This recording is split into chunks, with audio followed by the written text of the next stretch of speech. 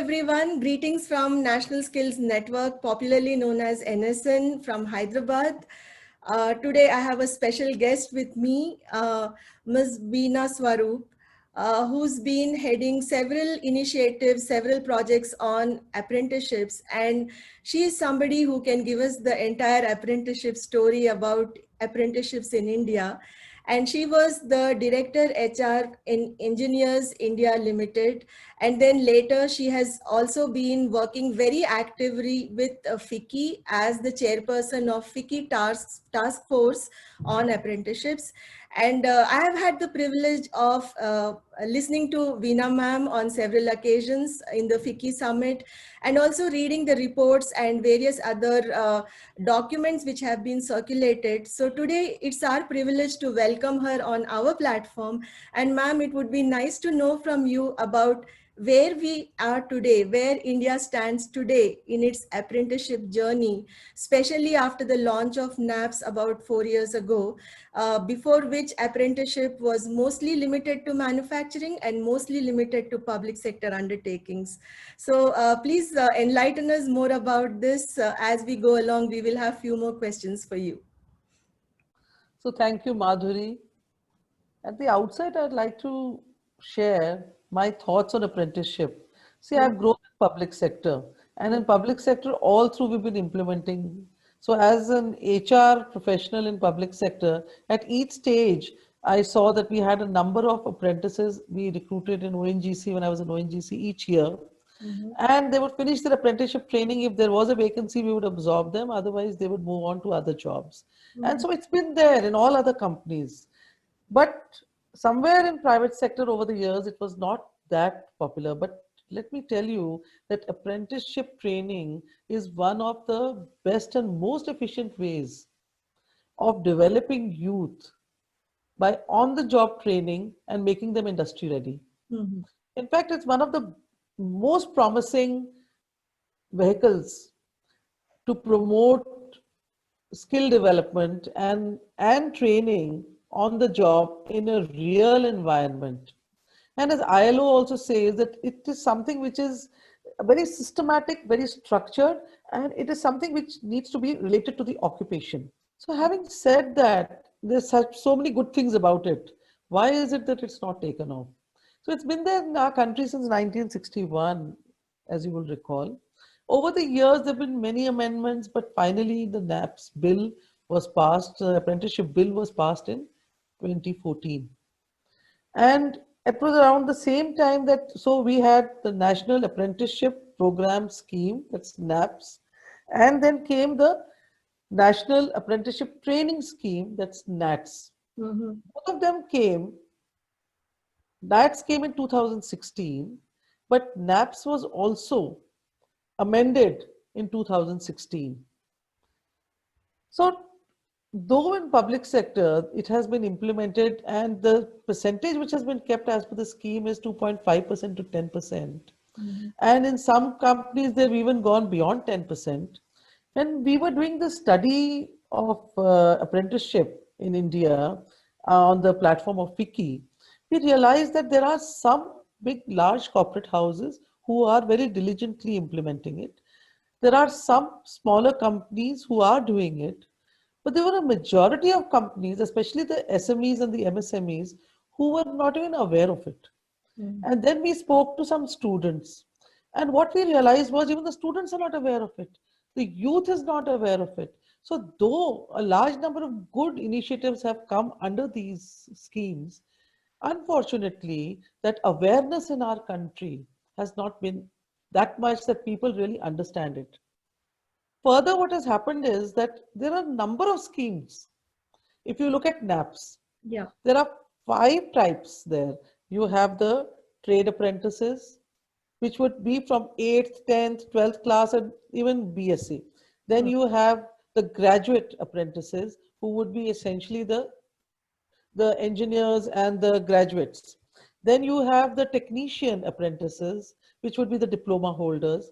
Then you have the technical apprentices, which would then again be 10 plus 2. And then you go on to have the optional trade apprentices, which are 5th class and above. So actually, if you come to look at it, it's 5th and above opportunity for 6 months to 24 months of training Mm. and with stipend. On Yeah. the other hand, the NATS, and this is now by MSD, this is controlled and operated by the Ministry of Skill Development and Entrepreneurship. On the other hand, we have the National Apprenticeship Training Scheme, Right. which is being implemented by MHRD, which is now the Education Ministry. That also has the MHRD on one end, and you have the AICTE on the other hand, Mm. doing Shreyas and Neem, which of course today is almost gone. But the point that I'm making is there are so many schemes. So if Mm. you think of a youth and if they have to decide which way to go, it's very confusing for them. Where Right. NATS is concerned, there is a stipend. Part of the 50% of the stipend is reimbursed to the organization by the government, and it is a 1 year scheme, and it's been very well implemented in many organizations. In fact, I can speak about public sector. I was at EIL. We have been every year taking in Mm. apprentices. All our management trainees are taken as apprentices for 1 year, and then they are absorbed. Similarly, in many other companies, and I'm sure in corporate houses, in private corporate houses also, that would be there. But at the same time, there's a difference in the schemes under NAPS. Mm. So what does the youth do? Similarly, if you talk to the SMEs, you talk to the MSMEs, they're not even aware of it. Right. So there are three categories in industry also. There are those large corporate houses who are doing a lot of apprenticeship training. They have gone under their CSR budgets, they have set up institutes, they are training them, they are grooming them, and then they are moving on to other assignments. Then there are those companies who are not aware of it and they are not implementing at all. There's a third category of company which unfortunately are engaging apprentices, but because of fear of compliance reports, not reporting it, and at the same time using them in place of their regular workers. Mm. So it has not got the structure that it should within the country. Mm. So a lot needs to be done from point of view of advocacy. Mm. A lot of need to be done from the point of view of awareness. How can we reach out and to the students, to the organizations? So there has to be some kind of a campaign in mission mode to go ahead and let everyone know what are the advantages of apprenticeship. Right. Ma'am, at this point, I have a question for you. Like, for example, internships have become quite popular.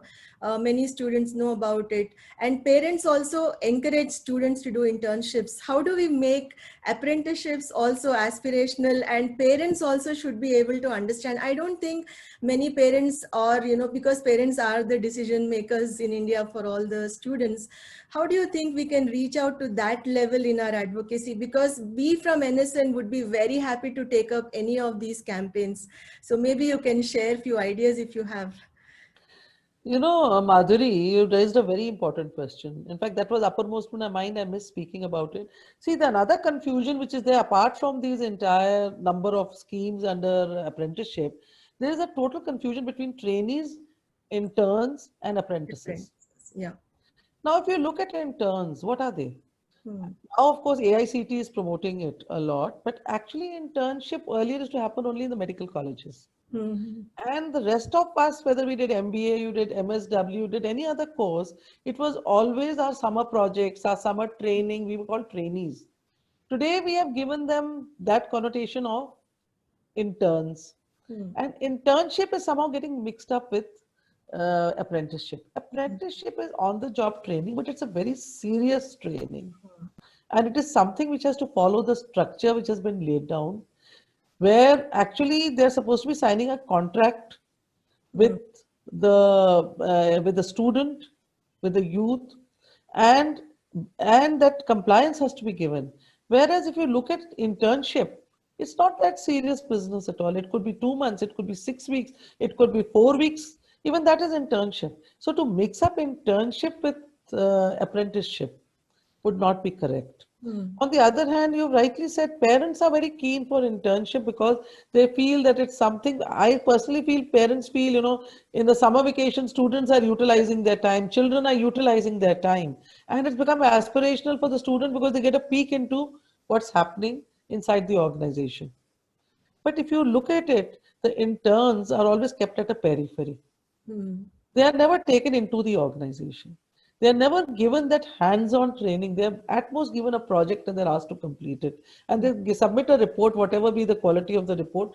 Most of the institutes pass it. Whereas if you look at apprenticeship, Hmm. it's on the job training. In EIL, we give them 1 year of rigorous training where they're rotated from department to department, where they're given the total insight. They're sent to the construction sites.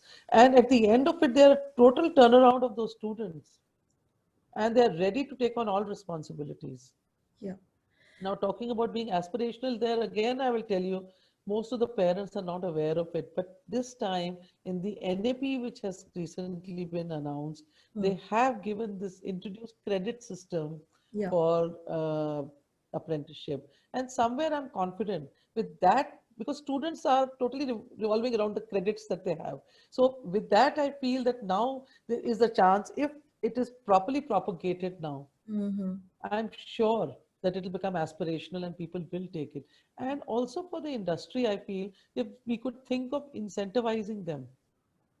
Public sector is doing it, but it's a government company. But for the private sector, some are doing it as a responsibility, as a social responsibility, responsibility to society.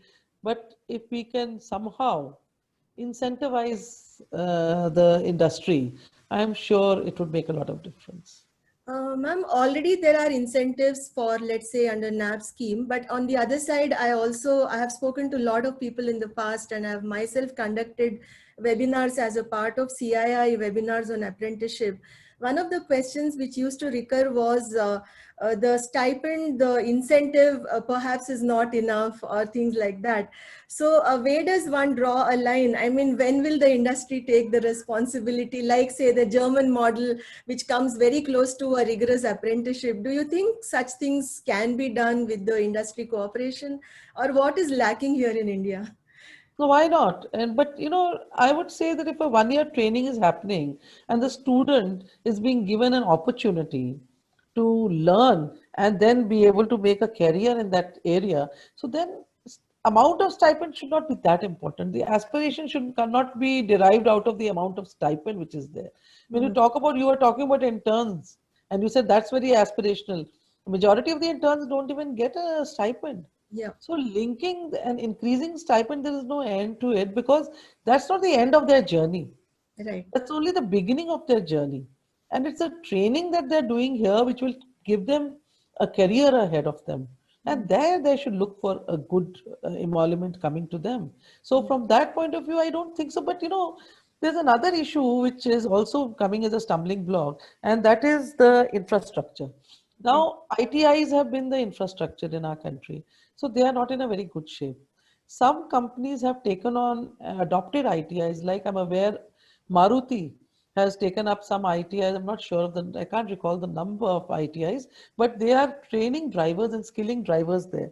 Mm, Similarly, many other companies have taken up ITIs, adopted them, and upgraded them and improved on their infrastructure for training. mm, Whereas majority of them are in a very bad shape. So somewhere we need to encourage industry to yeah. come forward. And that's where I feel the government can throw up this idea to the industry with some incentive if they could adopt all the ITIs Mm-hmm. and improve on them. The second thing is that the smaller companies, they don't have the infrastructure. Mm-hmm. So once they don't have the infrastructure, they find it very difficult. Even if they have the knowledge and they want to do it, they don't have the infrastructure. So can we think of having pooling of resources? These are all the recommendations we've given in the FICI report also, Yeah. and I'm hopeful that gradually they will get implemented. So where we've suggested that can there be pooling of resources? Mm-hmm. Also, the larger companies, can they train more apprentices and make them available for jobs to the smaller companies? So, Mm-hmm. in industry wise, if this kind of a collaborative effort can happen, I'm sure it will go a long way. Yeah. But at the heart of everything, Madhuri, is a lack of data. Mm-hmm. And that's our number one recommendation in this report, Okay. where we say there must be a robust, single point, seamlessly integrated, transaction based data system and we have called it as education to employment stack, education to employment stack, E2E, Okay. where we are suggesting that from the time there's a student who's at high school level, it will Hmm. be difficult to go below that. Ideal though, maybe gradually that can be done to, but to start with at high school level, Yeah. through apprenticeship, through their higher education, skilling, Hmm. bringing in career guidance also, and then employment. And industry coming in from the other side, bringing in the avenues, the jobs that are available. If we could have this kind of a database, Hmm. and that should be built up on the Aadhaar platform Okay. at a national level database. We have recommended that. And I'm telling you, the moment we have this database, today we don't even know Hmm. how many students are school dropouts, so that they can be nudged, they can be nurtured, they can be brought onto this track, career guidance can be given to them. Fiki is also setting up a center for career guidance, for career counseling. Many others would be coming up also. I think the Ministry of Labor and Hmm. Employment have set up this scheme for it. But at the same time, how many people know that also? How many students register there also? No. Yeah. So actually, it's somewhere between information, having accuracy of data, counseling, Hmm. putting them on the right track, putting them on the track. Even in skilling, you are doing so much work in skilling. You are aware that there's so much of a gap between where the skills are and where the jobs are. Right. So that kind of dovetailing all these things together is very important. Hmm. It calls for a lot of discipline. And let me share with you the China model. Hmm. There, what they have is they have a single ministry called the Ministry of Human Resource and Social Security, which takes care right from the primary education through this apprenticeship, vocational training, and career counseling, and everything to employment. But that's their system of working, and we can't suggest that we should change our ministries for that. But somewhere that collaborative effort should be there. Another big harm, which I feel personally is happening, is that individual portals have been set up for everything, Right. and each portal doesn't speak to the other portal. Hmm. So where is the data going? Okay. So these are certain things which need to be streamlined. They Hmm. seem to be put on, and a lot of communication, a real massive communication drive needs to happen. Hmm. Ma'am, listening to you all the while, I think I gather one or two very important insights from you. One happens to be uh, there is a hint that the Ministry of Skill Development and Entrepreneurship and the Ministry of Education have to kind of work closer if apprenticeships have to be successful in India. Do you agree with this? See, let me tell you, the Ministry of Education is implementing the for the engineers Mm-hmm. through the board scheme, right? Yeah. And that's NATS. And NAPS is being implemented by them. Yes, collaboration is very Yeah. encouraging on all sides, but Mm. they are separate schemes. And whatever we may say, unless and until you have a common platform, a common database, I'm Yeah. sure they are collaborating even now. Mm. But to bring it to that level of accuracy, it would only happen because, see, graduate engineers come here also, they go to NAPS also. Correct. Somewhere, Madhuri, I feel rather than saying that, I would say we need to review all our schemes once again. Mm-hmm. A, a thorough review needs to happen Okay. so that there is one channel for graduate engineers, there is one channel for the 10th pass, one for the 5th pass, one for the diploma holders, and let there be clarity. And there's only one scheme in the country. Yeah, and as far as I remember, NAPS is open even for trainees who are coming from PMKVY kind of short-term training also. That's also one channel for them to, become apprenticeships. So there could be like, when we go back and look at the channels you have said, it could be 7 or 8 of them now, Very so true, very yeah. true. Yeah, so that's one. And the second point, which I gather from you, is the importance of advocacy and creating awareness. Ma'am, could you suggest a few very critical points that can be taken forward in this direction? to bring a mass level, awareness among every stakeholder, including the parents, as I said. So first of all, I think, of course, today we are going through the COVID times. So there's Hmm. a lot of communication going on about COVID, and that is a priority in the country rather than apprenticeship or anything else. And the moment this calms down, after that, I think there should be a total communication drive on the television, on the various sources of media, on social media. It should come, it should feature in every speech which our leaders are speaking about. Even it could be with the prime minister coming up with it in one of his speeches. That kind of a thing which makes an impact. The communication has to be impactful. Yeah. We need to reach out. We need to reach out into the grassroots level. The outreach has to really increase. The second thing which I feel is that somewhere this apprenticeship, pre-apprenticeship should start in the school level. Hmm. So when they're at the fourth or fifth class, start giving them some carpentry, some plumbing, some little bit of activities, so that the children start looking at it and they get interested in it. And as they go to senior classes, eighth, ninth, they start understanding what apprenticeship is. And by the time they're in the 10th, that is the formative age. At the 10th, 11th, 12th, they should understand the advantages. They must appreciate the advantages. See, Right. everyone wants a job very fast.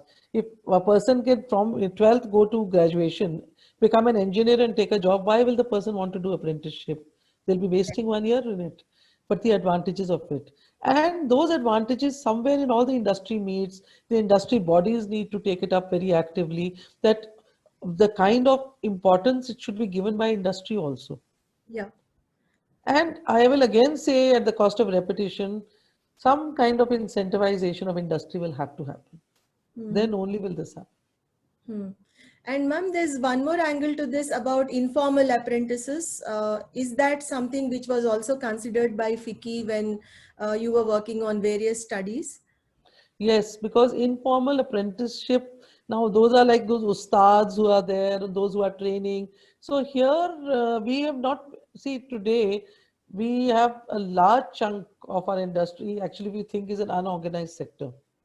So in that sector, if apprenticeship is happening, to put numbers to it, put statistics to it is not easy. Hmm. So there, what Piki is now doing, and I'm helping them there also, is cluster development. Hmm. So in fact, they've launched a project.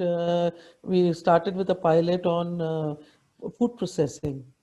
And there we have been skilling them, giving them some kind of a training so that they can become entrepreneurs. So Hmm. maybe it's apprenticeship for entrepreneurship. So Right. that kind of effort will be there, but it's a long order. Hmm. It's a large task for sure. Hmm. Okay. Ma'am, is there any other point that you would wish to share with us? I would again say that, this whole thing is there, but it's in bits and pieces scattered in various policies, in various documents, across various ministries, at various levels. Somewhere it needs to be structured and Hmm. brought into one place. And with the database, of course, I'm very sure that it will make a lot of difference. But Hmm. at the same time, that kind of a discipline needs to be brought in. Industry needs to start owning them, definitely, for which again, a lot of communication is required. And I'm hopeful because it's a very good mode of training. Hmm. Let me tell you that. Yeah. And the kind of the kind of hands one gets Hmm. after training them through this entire course is a benefit to industry. Right. Maybe some kind of compliances could be reduced Hmm. so that it becomes more encouraging for industry to take it forward. So a lot of things need to be said. In fact, a lot of recommendations, good recommendations are there in the FICCI report, which I had the privilege of chairing the task force. So you could go through that also and add it to your inputs. And I'll be happy if we can help in any way to take it forward. Personally, if I can help any agency to take it forward, I would be very happy to do that. So nice of you, ma'am. Thank you so much. And thanks for talking to me today. I'm really happy to learn so much about apprenticeship from you, and we are going to share this on our platform. Thanks again. I'll be in touch with you to continue learning about apprenticeships. Thank you, Madhuri. It was a pleasure being with you, and I enjoyed talking on the topic which is I'm very passionate about. It's very close to my heart, and I hope and see that we are successful in making it really very effective in our country very soon. Thank Thank you, you very, ma'am. thank you. Thank you. Thank Bye. you.